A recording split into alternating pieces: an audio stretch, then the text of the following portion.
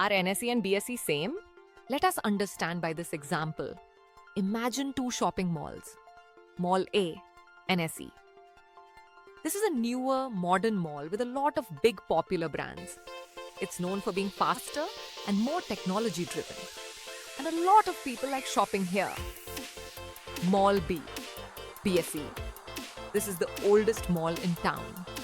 It has been around for a long time and is known for its legacy. It has a mix of both old and new brands, and people still trust it. These are the definitions for NSE and BSE. Now let us try and understand what is Nifty 50. Imagine a school with 50 top students. The school has hundreds of students, but the principal creates a list of the 50 best performing students based on their grades, achievements, and consistency. These 50 students represent the top students of the school, giving others an idea of how well the school is doing overall. The school is the stock market, NSE. The 50 top students are the 50 top performing companies listed on the NSE.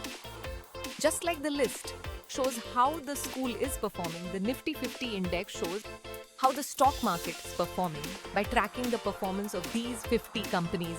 If the top 50 students do well, it's a good sign for the school. Similarly, if the Nifty 50 goes up, it means the top companies are performing well and the economy or market is in good shape. Now let's try and understand what is Bank Nifty. Imagine a team of top banks. Think of all the banks in India as players in a sports league. The best performing 12 banks are selected to form a special all-star team. This team's performance shows how strong and successful the banking sector is overall. How this relates to Bank Nifty. The 12 banks are the biggest and most important banks listed on the NSE. The all-star team represents the Bank Nifty index, which tracks the performance of these top 12 banks. If the team, Bank Nifty, performs well, it means the banking sector is doing well.